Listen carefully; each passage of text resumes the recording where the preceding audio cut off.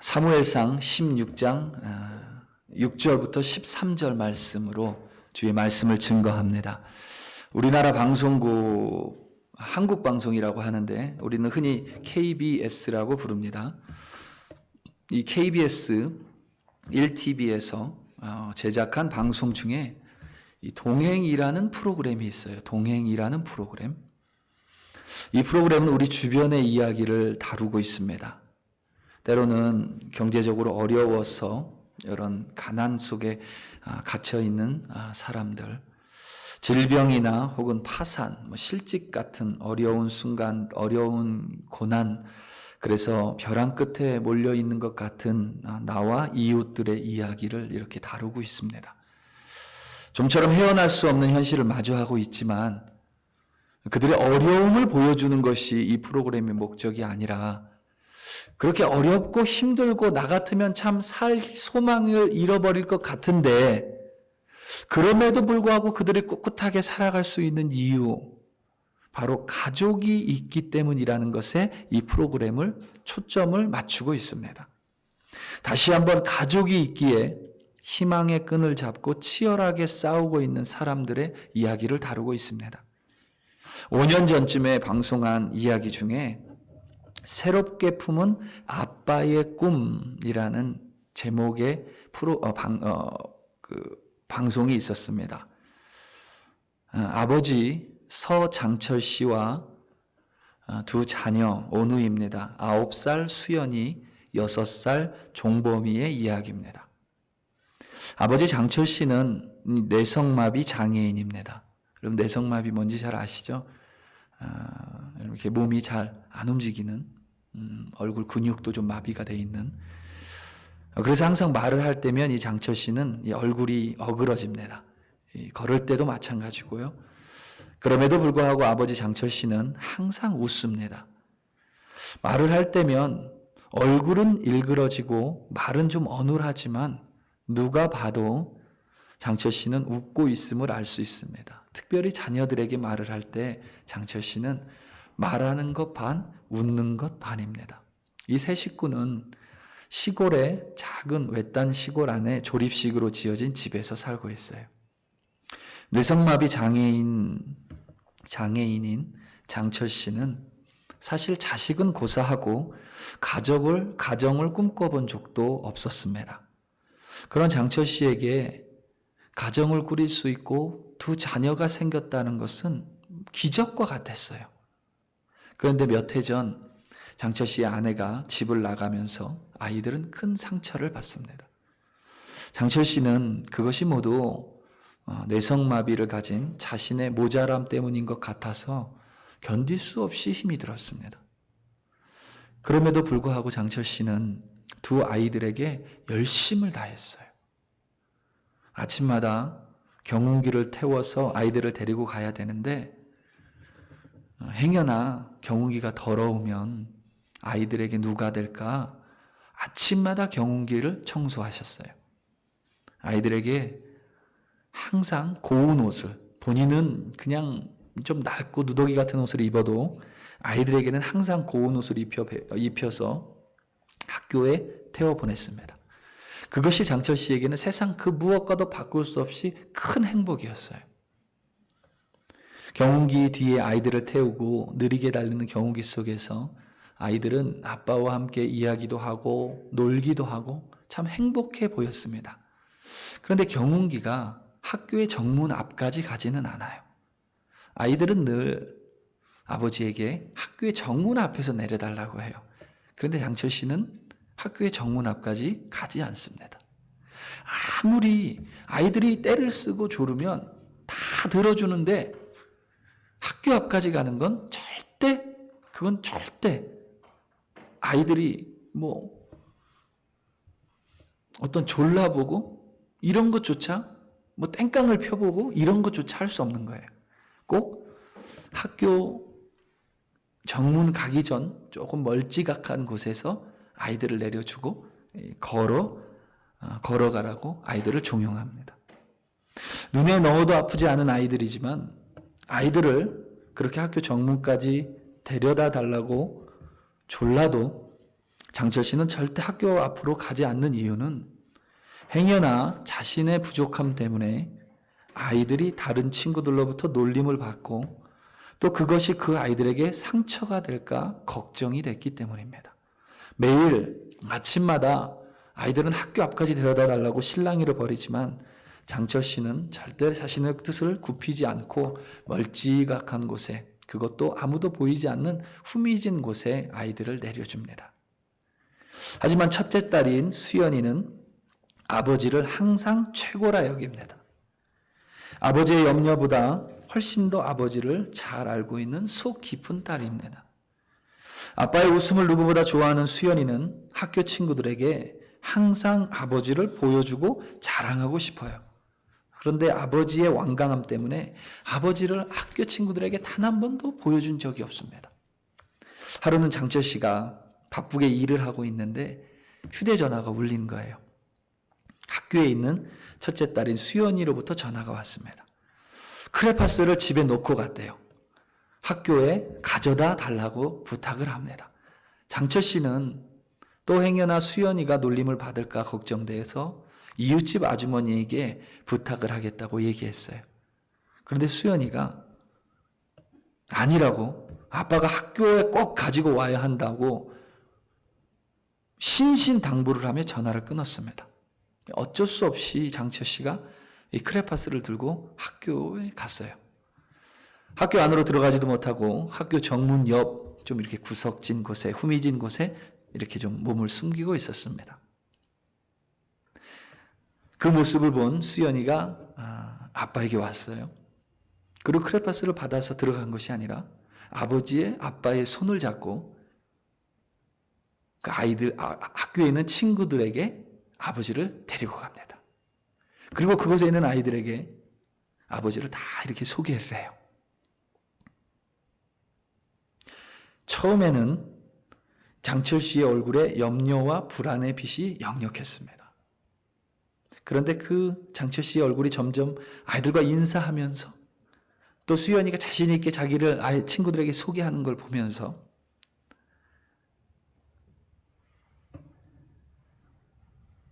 장철 씨는 그 어떤 얼굴보다 기쁜 얼굴을, 행복한 미소를 짓습니다. 누가 봐도 수연이가 단순히 겉으로가 아니라 진심으로 진실되게 아버지를 자랑스러워하는 모습은 그 방송을 보는 누구나 알 수 있었습니다. 집으로 가는 장철 씨의 얼굴과 모습에 이 세상 어디에서도 찾을 수 없는 행복을 볼 수 있었던 것은 비단 저 혼자만이 아니었습니다. 여러분, 지금 마음이 어떠세요? 굳이 대답하실 필요는 없습니다. 여러분, 지금 여러분 마음이 어떠세요? 비록 이 방송을 여러분들 보신 분도 있고 보지 못한 분이 더 많을 것 같은데 제 이야기를 통해서도 충분히 이 세 식구의 사랑이 이 마음 깊숙이 와닿죠. 그리고 단지 여러분 감정만 움직이는 것이 아니라 내 마음 속에서, 내 머릿속에서 뭐가 막 움직이죠. 뭐가 움직여요? 저런 부모도 있는데 나는 왜 그렇게 하지 못했을까? 저런 아버지도 있는데 나는 왜 그런 아버지가 되지 못했을까? 저런 부모가 있는데 나는 뭔가 분명히 나보다 겉으로 보기에 부족한 사람임에 틀림없기 때문에 나는 또 부족한 부끄러운 마음도 들지요. 나도 내 자식에게 더 잘해야 되겠다. 나도 내 자식이 최고로 여기는 엄마가 되기 위해 노력해야 되겠다. 이런 생각들이 다짐들이 막 생기죠.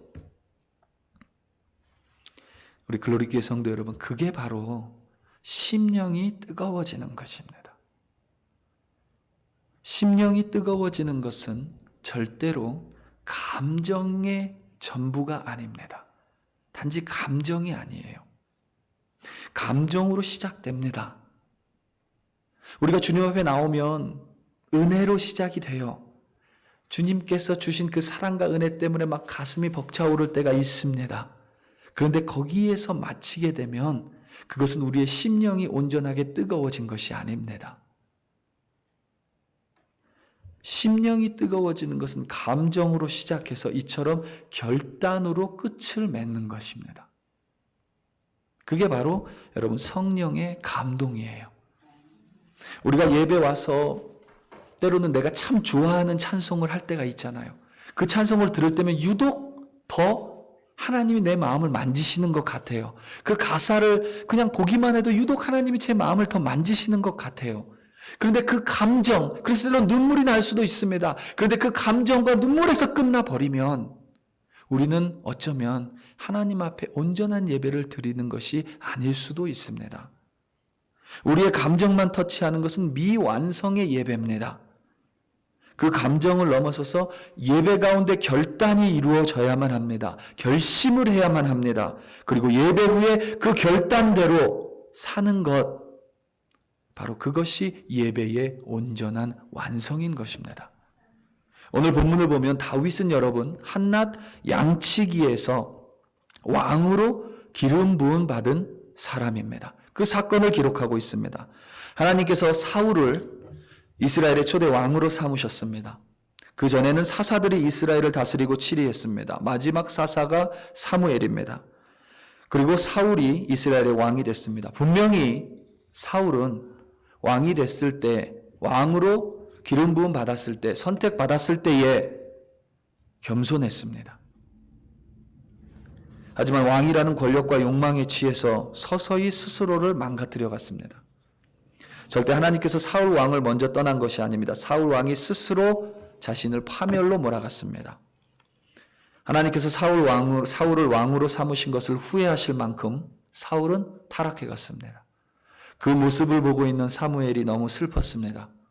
하나님께서 슬퍼하고 있는 사무엘에게 그만 슬퍼해라. 여러분, 이럴 땐 하나님이 참 차가운 분이시죠.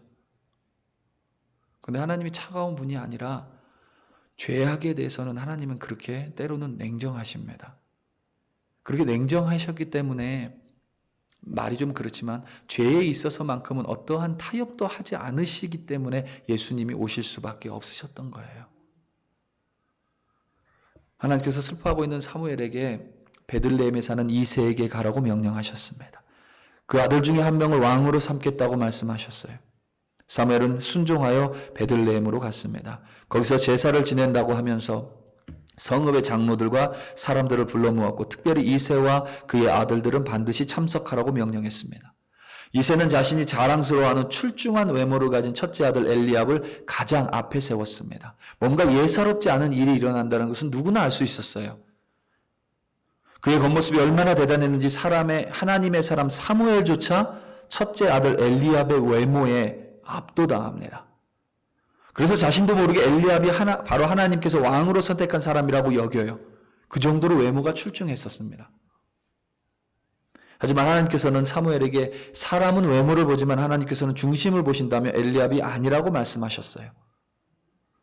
마치 엘리압이 사울 왕처럼 키도 남들보다 머리 하나가 더 있을 만큼 컸고 풍채도 대단했었던 것 같습니다. 그만큼 이 엘리압의 겉모습은 출중했어요. 하지만 그는 아니었습니다. 다음으로 아비나답도 아니라고 하시고 삼마도 아니라고 하셨습니다. 그렇게 이새의 7 아들이 모두 지나갔어요. 이제 더 이상 없습니다. 이때 사무엘이 이새에게 7 아들이 전부냐라고 묻습니다. 이새는 막내 아들이 하나 더 있습니다. 그런데 그는 지금 양을 치고 있다고 응답했습니다. 우리는 다윗을 떠올리면서 그가 양치기이기 때문에 당연히 양을 치고 있다 생각하지만 여러분, 이 장면은 결코 정상적인 장면이 아닙니다. 사무엘이 베들레헴에 나타난 것 자체가 정상적인 사건이 아닙니다. 뭔가 특별한 사건입니다. 이새의 아들들을 찾았습니다.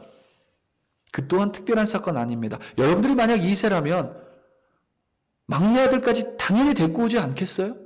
안 데리고 왔다는 건 뭔가 이상한 거예요. 그는 지금 양을 치고 있다고 했습니다. 사무엘이 이새에게 막내 아들을 데리고 올 때까지 우리 식사 자리에 앉겠다고 말합니다. 얼른 가서 데리고 오라는 의미입니다. 마침내 다윗이 왔습니다. 오늘 말씀 12절입니다. 이에 사람을 보내 그를 데려오매 그의 빛이 붉고 눈이 빼어나고 얼굴이 아름답더라. 여호와께서 이르시되 이가 그니 일어나 기름을 부으라 하시는지라. 아멘. 저는 개인적으로 여러분 이 12절 말씀에 조금 과장이 들어갔다라고 그렇게 여깁니다. 무슨 말이냐면 이 역사가의 과장이죠. 그 역사가들은 위대한 인물들을 좀 더 위대하게 그리는, 묘사하는, 기록하는 어떤 그런 모습들이 있습니다. 믿는 자의 입장에서는 그런 역사가의 과장이라기보다는 하나님의 눈으로 본 사무엘의 묘사라고 생각이 들어요.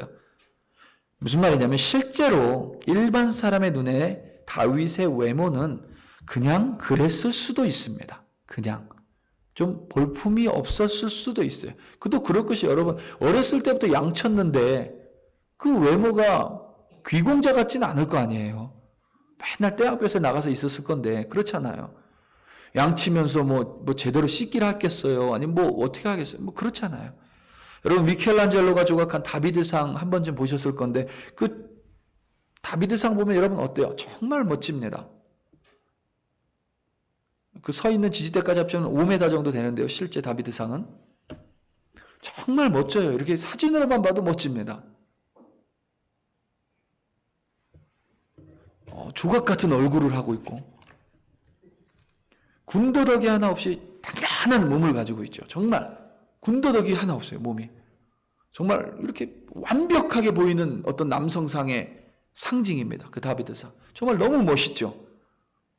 뭐 저한테는 불가능하겠지만 할 수만 있다면 저도 그런 몸을 한번 만들어 보고 싶은 그런 욕심이 나는 그렇게 단단한 몸을 가지고 그런 모습을 가지고 있습니다.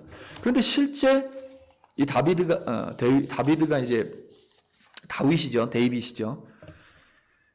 실제 다윗은 그렇게 멋지지 않았을 것 같아요. 이 제 생각입니다.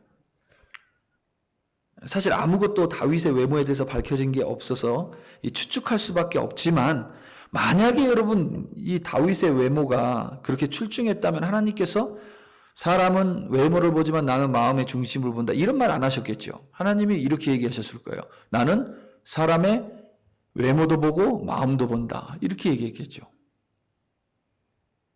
외모까지는 제 추측이지만 분명한 사실은 여러분 다윗은 지금 이새의 아들들이 모두 모이는 자리에 함께 하지 못할 정도로 하찮은 아들이었습니다. 변변찮은 아들이었어요.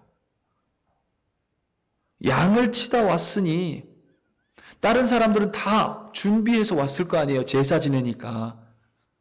그런데 지금 양을 치고 있는데 사무엘이 이 지금 막내 아들 데리고 전까지는 우리 밥 안 먹는다. 우리 식사 안 해. 우리 아무것도 안 할 거야. 그러니 어떻게 되겠어요? 빨리 데리고 와야 될 거 아니에요. 그러니 뭐 몸을 좀 씻는다고 해도 뭐 대충 하고 왔으니 얼마나 이 행색 또한 변변치 못했을 것입니다. 사무엘이 베들레헴에 오자 그곳의 장로들과 사람들이 두려워했어요. 그 사실을 미루어 보면 우리가 생각하는 것보다 다윗이라는 사람의 존재가 그 위치가 훨씬 더 낮고 초라했을 것입니다. 뭐 볼 게 없었을 거예요. 중요한 것은 하나님께서 그런 다윗을 선택하셨다는 사실입니다. 외모 때문이 아니겠죠.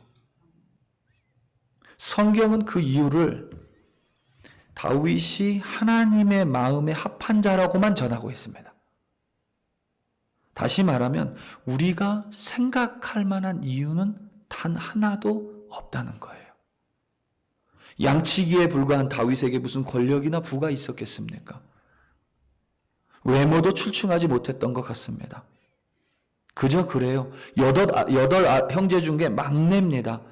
저는 형제가 많지 않아서 잘 모르지만 저희 처가 쪽은 형제가 좀 많은데 5이나 되는데 제가 이렇게 보면 형제가 3 이상 넘어가잖아요. 그럼 넷째부터는 부모의 관심을 못 받습니다. 거의 첫째, 둘째가 키우지 부모들이 키우지 않는 것 같아요. 그 8째라고 생각해 보세요. 뭐 부모가 어디 한 번 안 하나 좋겠습니까? 그냥 발로 툭 차서 살아남으면 살아나는 거고 뭐 잘못되면 어쩔 수 없고 뭐 그런 거겠죠. 만약에 형제가 줄줄이 여자만 있어요. 그러면 8째라도 정말 귀하게 자랐겠죠. 그런데 다윗은 줄줄이 아들만 7이에요. 그리고 마지막 아들입니다. 그러니 어떻게 다윗이 특별한 대우를 받을 수 있었겠어요? 아버지 이새뿐만 아니라 그 집안의 누구도 다윗에게 관심조차 없었을 것입니다. 좀 심하게 말하면 양들을 치다가 다윗이 맹수하게 물려도 별로 개의치 않을 그런 하찮은 존재였습니다. 하나님께서 그런 다윗을 선택하신 거예요. 심지어 시편 기자는 하나님께서 다윗을 찾아내셨다고 기록하고 있습니다. 시편 89편 20절입니다. 내가 내 종 다윗을 찾아내어 나의 거룩한 기름을 그에게 부었도다. 여러분, 세상의 눈으로 보면 하찮고 변변찮은 다윗을 지금 하나님께서 직접 찾으신 거예요. 그리고 그에게 기름을 부어주셨습니다. 그 기름 부음이 지금까지 제사장 가문을 제외하고는 이처럼 평범한 사람에게 이루어진 적은 단 한 번밖에 없습니다. 그나마도 평범하지 않았습니다. 왜냐하면 사울은 외모가 출중했었기 때문에. 사울에게만 딱 한 번 이루어졌어요. 이 기름 부음이라는 것이. 그래서 지금 다윗은 초라한 양치기에 불과한 자신의 머리에 기름이 부어지고 있음이 무엇을 의미하는지 명확하게 합니다. 한낱 양치기에 불과한 자신이 이스라엘의 마지막 사사, 위대한 사사 사무엘에게, 하나님의 사람에게 왕이 되는 기름 부음을 받고 있는 것입니다. 더 놀라운 사실은 사무엘이 다윗만 살짝 불러내서 밖에서 기름 부은 것이 아니라 모든 사람들 앞에서, 특히 자신의 형들 앞에서 다윗의 머리에 기름을 붓고 있습니다. 오늘 본문 13절입니다. 사무엘이 기름 뿔병을 가져다가 그의 형제 중에서 그에게 부었더니 이날 이후로 다윗이 여호와의 영에 크게 감동되니라. 사무엘이 떠나서 라마로 가니라. 아멘.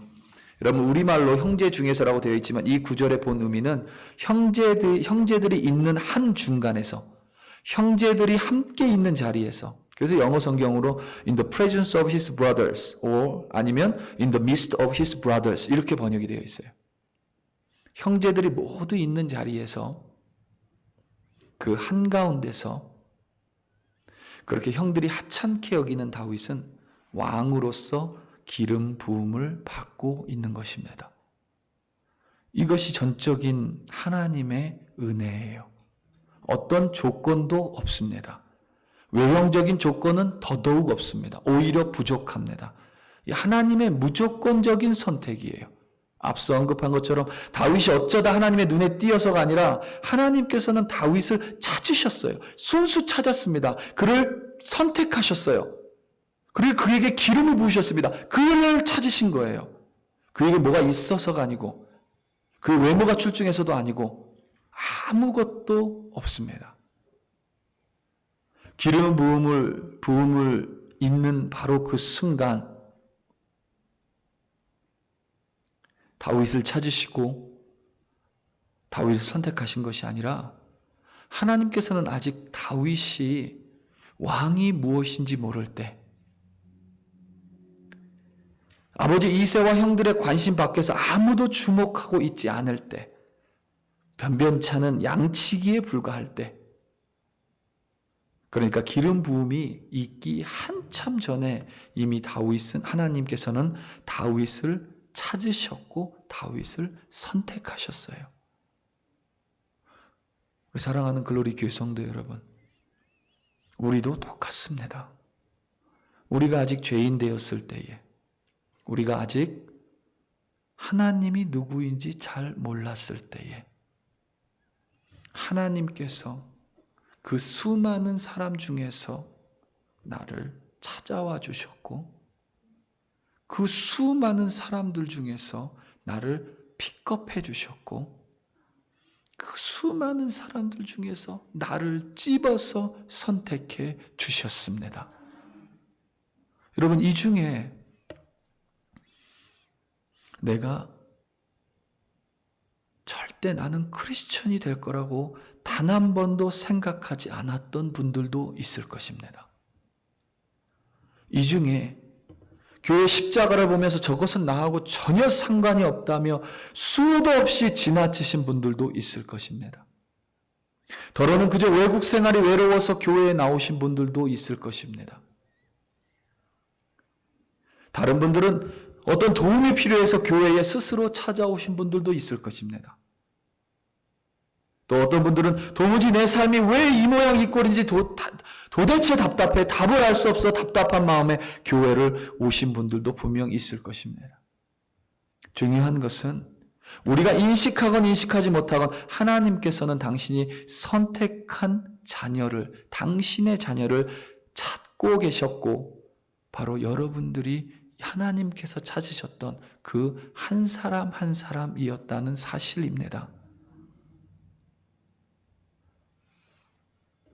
하나님께서 당신의 자녀를 이미 창세 전에, 만세 전에 우리 한 사람 한 사람을 예비하셨고 우리 한 사람 한 사람을 선택하셨고 그리하여 우리를 하나님의 자녀로 삼아주셨습니다.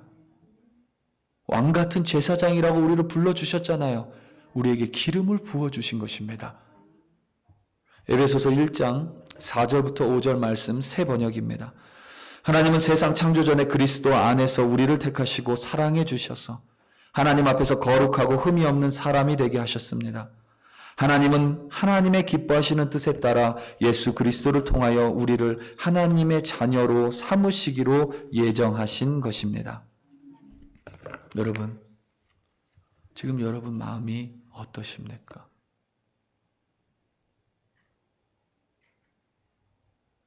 여러분 마음에 감동이 있으십니까? 만약에 여러분 마음에 감동이 없다면 여러분 정말 주님 앞에 눈물로 기도하시기 바랍니다.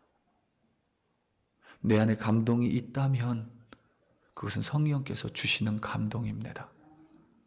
나같이 허물 많고 죄 많은 예수님을 믿는다고 하면서도 여전히 이기적인 모습으로 살아가는 나와 같은 죄인을 하나님께서, 전능하신 하나님께서 미리 예비하시고 나를 수많은 사람들 속에서 찾아주시고 그리고 나를 전능하신 손으로 나를 선택해 뽑아주셨는데도 내 안에 여러분 감동이 없다면 여러분 그 무엇보다 하나님 앞에 눈물로 매달려야 합니다. 하나님 다시 한번 나에게 구원의 감격을 회복시켜 주시옵소서. 다시 한번 나에게 구원의 감동을 회복시켜 주시옵소서. 여러분 그 감동이 바로 오늘 본문 속에 다윗이 가졌던 감동이고 그 감동이 감정으로만 멈춘 것이 아니라 다윗의 결단으로 끝맺어졌기 때문에 지금 우리가 알고 있는 다윗이 믿음의 선배가 될 수 있었던 것입니다. 오늘 말씀 13절을 우리 다 함께 좀 읽기 원합니다. 13절입니다. 13절 우리 다 함께 읽습니다. 시작. 사무엘이 기름 뿔병을 가져다가 그의 형제 중에서 그에게 부었더니 이날 이후로 다윗이 여호와의 영에 크게 감동되니라. 사무엘이 떠나서 라마로 가니라. 아멘. 이 13절의 번역은 우리말 번역은 마치 수동적인 느낌이 있습니다. 다윗이 여호와의 영으로 말미암아 감동된 것 같아 어떤 수동적인 느낌을 뉘앙스를 띠고 있는데 이 부분이 히브리어 성경, 영어 성경으로 보면 수동적인 느낌이 아니라 완전 능동, 그러니까 액티브한 형태를 띠고 있습니다. 영어 성경을 보면 이렇게 되어 있어요. The Spirit of the Lord rushed upon David from that day forward. 그러니까 rushed라고 번역을 했어요. 감동을. 뭐냐면 여러분 rush는 무슨 뜻이에요? 돌진하다, 빠르게 달려가다, 맹렬하게 덤벼들다. 그러니까 여호와의 영이 맹렬하고 휘감아버리는 감동이 돼서 다윗을 완전히 감싸버린 거예요. 그 감동은 무슨 감동이에요? 나 같은 자를 택하신 하나님으로부터 그 하나님 때문에 오는 감동입니다. 한낱 양치기에 불과하고 어느 날 사라져도 아무도 궁금해하지 않는 그런 존재였던 다윗을, 그런 자신을 찾아와 주시고 선택해 주신 하나님으로 인해 여러분, 다윗이 어떻게 감동하지 않을 수 있겠습니까? 보잘것없는 자신을 불러주셔서 모든 사람이 보는 앞에서 왕으로 기름을 부어주신 하나님께 다윗은 감동한 거예요. 여러분, 바로 그 감동으로, 그 동일한 감동으로 여기에 여러분들이 있는 줄로 저는 믿습니다. 그 감동 때문에 여러분 예배에 나오신 거 아니에요? 그 감동 때문에. 찬양이 여러분 좋으면 얼마나 좋겠습니까? 뭐 교회 시설이 좋으면 얼마나 좋겠어요? 제가 말씀을 아무리 전한다, 잘 전한다 해도 뭐 그것이 얼마나 좋겠습니까? 그런데 우리가 예배에 나오는 이유가 뭐예요? 그 구원의 감동 때문이죠.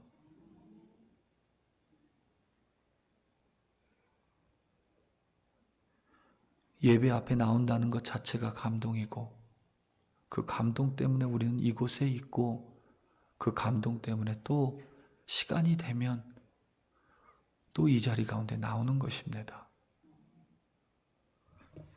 중요한 사실은 감정이, 그 감동이 감정으로 끝나버리면 우리의 예배는 미완성의 예배가 된다는 사실입니다. 다윗은 여러분, 그 감정에 빠져 있었다면 오히려 미치광이 소리를 들었을 것이고, 오히려 왕으로 부어주셨다라는, 기름 부음 받았다는 그 감정에만 빠져 있었다면 그 욕망이 다윗을 망가뜨려 버렸을 것입니다. 그런데 다윗은 그 감정을 그 감동을 그저 감정으로 끝내지 않았습니다. 다윗은 결단으로 그 끝을 맺습니다. 무슨 결단이냐면 하나님이 맡기시는 일에 충성을 다하겠다라는 결단으로 그 감동을 끝맺습니다. 오늘 본문 이후에 다윗이 여러분 곧바로 왕이 되지 않습니다. 가장 먼저 사울을 섬깁니다. 여러분 이상하죠? 하나님께서 사울 왕을 떠나셨습니다. 지금 사울 왕에게는 악기가 가득해요. 우리에게 편한 말로 하면 영적 전쟁터입니다. 하지만 하나님께서는 다윗을 영적 전쟁터로 보내셨습니다. 거기서 다윗은 사울 왕을 섬겼습니다. 사무엘상 14에 가면 우리가 잘 아는 골리앗과의 싸움이 나옵니다. 그때 여러분 다윗이 뭐 했어요? 나 왕으로 기름 부음 받았잖아요. 하나님 나 언제 왕이 됩니까? 이러지 않았습니다. 그때 다윗이 뭐 했어요? 아버지 이새가 떡 10덩이, 빵 10덩이, 곡식 볶은 것, 그리고 치즈 10덩이 형님들한테 가져다 줘라. 그랬더니 그거 심부름했어요. 아버지 어떻게 난 왕으로 기름 부음 받은 사람 나에게 이런 거 시킵니다. 이러지 않았어요. 겸손하게 하나님이 맡겨주시는 일을 뭐든지 다 섬깁니다.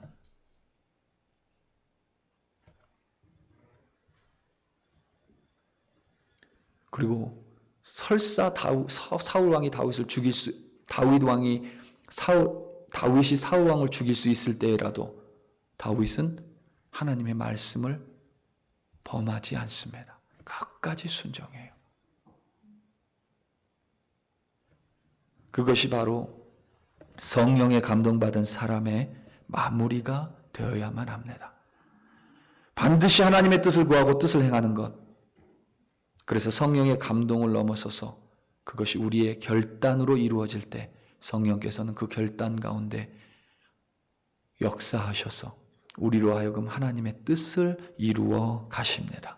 우리 사랑하는 성도 여러분, 감동이 없으면 결단이 없습니다. 하지만 감동이 있다고 해서 모든 사람이 다 결단으로 끝나는 것이 아닙니다. 예배는 카타르시스, 감정의 정화를 위함이 아닙니다. 하나님의 감동을 주셨다면, 하나님의 감동을 느꼈다면, 하나님이 나 같은 하찮은 변변치 않은 죄인에 불과한 나를 선택하시고 나를 찾아와 주시고 나에게 하나님을 보여주셨다면 그 감동은 반드시 결단으로 마무리되어야만 합니다. 그것이 여러분 바로 예배입니다. 그것이 삶이 예배가 되는 것입니다. 그리고 그렇게 살아갈 때에 나는 참된 크리스천으로 살아갈 수 있는 것입니다. 이번 한 주도 6월 한 달도 하나님의 감정을 구하지 마시고 하나님이 감정을 부어주시고 은혜를 부어주신다면 그 은혜 때문에 하나님 앞에 결단하시기 바랍니다. 그 은혜에 합당한 삶을 살겠다고 결단하시기 바랍니다. 그리고 그 내 말과 행동을 통하여 은혜의 통로가 되겠다고 결단하시기 바랍니다. 여러분을 통하여 반드시 하나님의 사랑은 여러분들이 있는 그곳 가운데 은혜는 전해질 줄로 믿습니다. 우리 시간 다 함께 기도하시겠습니다. 하나님 아버지 참으로 감사합니다.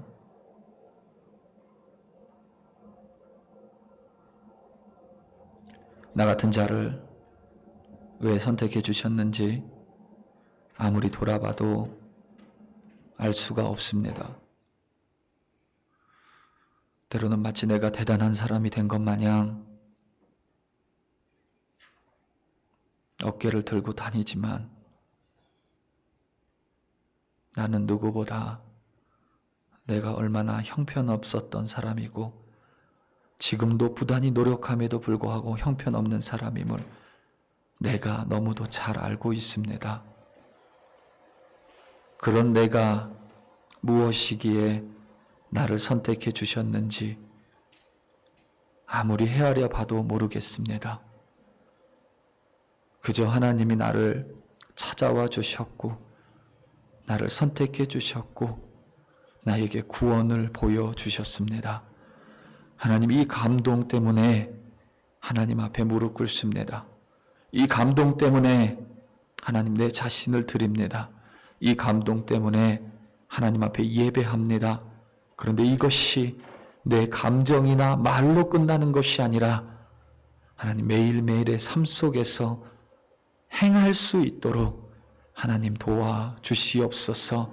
그리하여 어제보다 오늘 더 하나님을 쫓는 자가 되게 하시고 오늘보다 내일 더 그리스도를 따라 행하는 자가 될 수 있도록 도와주시옵소서. 예수님의 이름으로 기도드립니다. 아멘. 우리 모두 자리에